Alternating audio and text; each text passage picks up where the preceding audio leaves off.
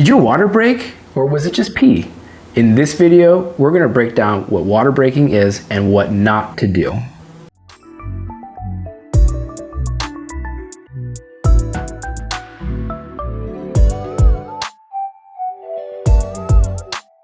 Hey guys, welcome back to our channel. I'm Jack Kay, this is Steven, and we are childbirth educators. We've also been practicing family medicine for over 25 years between the two of us. And so we are excited to get into water breaking. We had a previous video with a lot of comments from you guys, and so we are gonna dive in deeper into the topic. So the first thing we'll get into is what actually happens when our water breaks. Yeah, so the water breaking is really talking about the amniotic sac. Yes. So the amniotic sac contains all the amniotic fluid. It's within the uterus, which is where the baby is all through pregnancy, and it helps to protect the baby. It's kind of like if you hard-boiled an egg and you carefully peel off just the shell, underneath it, there's a layer, and that layer is the amniotic sac of the egg. So there's a sac that holds all the water and protects baby within the uterus as well. Right. And with the sac, what's cool is that the sac actually is pretty thick, so then it won't break until there's so much pressure from your uterine contractions that it will burst. There'll be a hole and the whole thing will just kind of tear open. But it also could stay intact, and it actually could stay all the way through birth. Yeah. And that's where some babies, they're actually born, we call it in the caul. So you would see your baby come out and there's still this sac all the way around the baby. Yeah. Which is really cool to see. It's rare, but it can happen. Yeah. And so our amniotic sac is pretty amazing. But then for some women, this happened to me, it can actually open and it can break before you have any uterine contractions, before you ever have any other signs of labor. Yeah. So it just depends. It's variable person to person, pregnancy to pregnancy. Yeah. And one cool thing about being born in the caul, I think this is true, and we haven't fact checked this, so if you fact check it and you find out this is not true, then please let us know in the comments. But what I heard is that when the Tibetan monks were looking for their next Dalai Lama, they would look to find a baby that was born in the caul as like a sign that that was supposed to be the next Dalai Lama. I have heard though that being born in the caul is special in different traditions. Yeah. So that would be interesting though, to see. But the amniotic sac is, like you said, that is what is breaking, and that fluid that's coming out, it is sterile fluid, which is really wonderful because the baby is in there and there's no risk for infection inside of there. It's all sterile. Yeah. The second thing we're going to talk about, so what does it feel like when the water breaks? It can be just like the movies, right? Where the water breaks and it's just a gush, right? Or it could be a trickle where it's just kind of a leak and you feel like you might be peeing on yourself. You're not really sure, right? Yeah. Either way, it both is going to be amniotic fluid that's coming out. Or it's pee. Or it's pee. Yes, this is true. This is true. And so what we think about like with the amniotic fluid and what it feels like is, what does it look like, and then what does it smell like? So with the color, it should usually be clear. Yeah. The only times it would have a tint of color is if there is meconium present. And so meconium is the baby's first bowel movement. Yeah. And that can happen during the labor process. It actually can happen like 12 to 20% of the time. And so it's not uncommon. So if you see a tint there, that's what that is. And the only color you don't want to see is red, because that means there's blood. Yeah. And that's something that you would need to seek out emergency care right away, right? So the color usually clear, could be tinted with green, could be a little brown, but then the smell, I mean, it's either gonna smell like pee or amniotic fluid really does smell like a brand new baby. Yeah, it's a wonderful smell. If you were at home, that would be one of the ways where you could check. You could actually smell, what does the fluid actually smell like?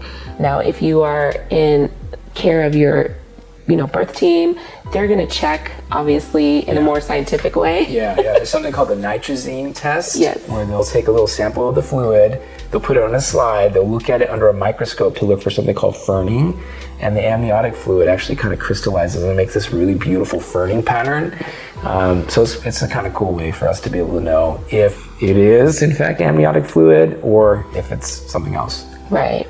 And so, I mean, And as far as like feeling, sensation, I mean, usually your water is going to break in the most intense part of labor. And so you will be having really strong, really long contractions.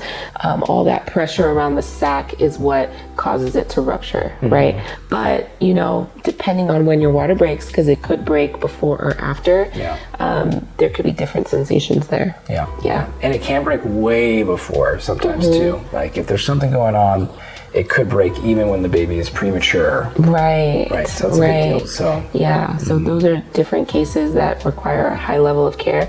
But just during the regular labor process, it's usually during that time we call transition. All right, so the next thing that's super important, what not to do. What not to do. When your water breaks. Yeah, so super important. So what not to do is panic. Like in the movies and TV shows, anytime the water breaks, it's like, oh my gosh, my baby is coming. I gotta go to the hospital. The baby's gonna fall out of me right now. I gotta get to the hospital. Call everybody, let them know. Get the bag, we're going to the hospital. The water just broke. That's not really the case a lot of times. Almost always, this is not an emergency where you have to go to the hospital right away. You don't have to rush. Especially as a first-time parent, there's so many stages to labor, so you don't want to rush because you go too soon. And then that can be the beginning of that cascade of interventions that we talk about. Totally. And that cascade leads to potential C-section or leads to complications. It leads to things that we want to try to avoid as much as possible. When you're thinking about what not to do, you don't want to insert anything vaginally. If your water breaks, you want to leave that area completely alone because we're trying to keep the sterile fluid sterile. This includes a lot of things people don't really think about. Your fingers, you don't want to try to check yourself if your water breaks. You don't want to insert a tampon if your water breaks. You really want to use a pad and just have that on, and the water will leak every time you have a contraction or just throughout the day. But you don't want to have tampons. You don't want to have intercourse, of course, because that can introduce bacteria. And so this means too, you really want to limit vaginal exams. And this is something that a lot of people don't really know, but every time you have a vaginal exam, it increases that risk for you to get an infection. And if you have an infection, that's not a good thing. It leads to C-section. So it's chorioamnionitis. If there's bacteria that gets in and mom gets a fever, it's a big deal. It's a C-section, unfortunately. And so a lot of people might be wondering, what do you mean? Like, what do you do if you don't do a vaginal exam to find out where you are in the labor process? It's something that we go through in depth in our Birth Room Academy, which is our signature program to help prepare couples for pregnancy and labor and just teach them everything they need to know to feel comfortable and confident in it. The other thing you want to do if the water is broken, no baths. So if you're in labor, don't get in a bathtub. It's okay to get in a shower and let cool water run on or warm water run on you. But you really don't want to just sit in water while you're laboring. Because the big thing with your water broken. For the same reason. Thank you. Your big thing is just you want to make sure no bacteria gets into mom where it can cause an infection. So next, what do you do when your water breaks? So you want to make sure that you protect your bedding. Even before you get to this point, you want to make sure that you don't mess up a good mattress, mess up your upholstery, or even mess up your car, right? So we always tell our students, have a mattress protector, something waterproof. That is waterproof. If you can't afford like the water protective mattress cover, you could even just use a shower liner that you place in between two sets of sheets in order to make sure that when your water breaks, that fluid isn't getting everywhere and soaking up your good mattress. And same thing with the car. So making sure you got Chucks pads, which are like the puppy pads. Is that what you call them? Those are the medical ones, the Chucks. But you can get puppy pads or like a vinyl picnic cover, whatever you have. Something that's waterproof just to protect the seats in the car as well. Because as you can imagine, when the water breaks, that's a ton of fluid. Not a ton, but a lot of fluid that leaks out. And it's best to just try to protect things as much as possible. So the other thing that you really want to do is note the time that the water broke. So if your medical team wants to know, you're able to tell them, oh yeah, my water broke 2 o'clock or whatever time your water broke. So just make sure you note that time because it's something that they're going to ask. And then also just note, like, are you having contractions, right? Because you may have your water break and you have no contractions. And that's something to just note, because you're waiting for that next thing to happen. But it's okay if your water breaks and there are no contractions. It's actually a variation of normal labor. It's nothing that means there's something wrong with you or something wrong with the baby. It happens. The other thing is that you should tell your birth team if that's what they want you to do. So depending on the birth worker, the birth team that you have, they might tell you, like, if your water breaks, let us know immediately. Just depends on their comfort level. So you should know the plan of care before you get into that situation. So let's share our experiences with my water breaking during our 4 labors. Great. That sounds good. So the first labor, I remember my water breaking first. And that was very unique because I didn't expect that. But again, totally normal. So I remember that night I got out the shower and I was still having like this trickle down my leg and I wasn't really sure. I thought maybe I was peeing, and I remember you asking, like, is that pee? Or did your water break? And so I grabbed a piece of toilet paper, wiped, and smelled it. And immediately I knew it was amniotic fluid because it smelled like a brand new baby, like that brand new baby scent. And I totally trusted your smell. Yes, you did. Yeah, you did. And so the water was broken, but I had no contractions. And I had no contractions for several hours. So that was interesting. Yeah, it was so exciting too. It was. Our first time having a kid, our first time being in labor. It was a really cool moment. And our midwife team was so awesome because they just gave us instructions on how to boost my immune system, how to observe, make sure I was safe. So I remember I had to take echinacea, vitamin C on the clock, and then I was checking my temperature every 4 hours. And nothing vaginally, no vaginal exams, nothing vaginally. I went on to have our baby 2 days later. So that was a long extended period of my water being broken, but I was so grateful that they were willing to allow my body to do what it needed to do in that time frame. And then the 3rd day, labor just kicked off and we had our baby. And we didn't get in any bathtubs, but you definitely used a shower to help. The warm water. I mean, awesome. That's always nice. So of course you don't want to get in a bath, but definitely use the shower. Make sure that if you want to have water, use warm water.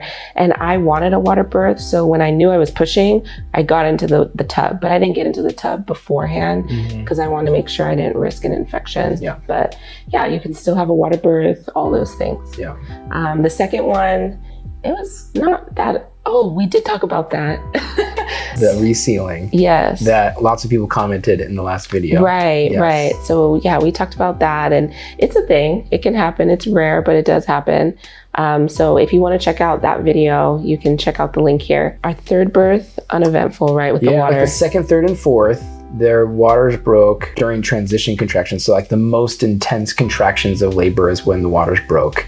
But the 4th one was a little bit unique. So the 4th one was different because we saw that change in color. There was actually meconium. And I remember seeing that green tint. And I was so glad that we didn't panic. We knew, like, okay, meconium is a possibility 12 to 20% of the time. And knowing that there is that risk that a lot of times scares people because aspiration pneumonia is the thing that is serious. So because out of that group of people that will have meconium staining, about 5 to 10% of those babies can deal with aspiration pneumonia.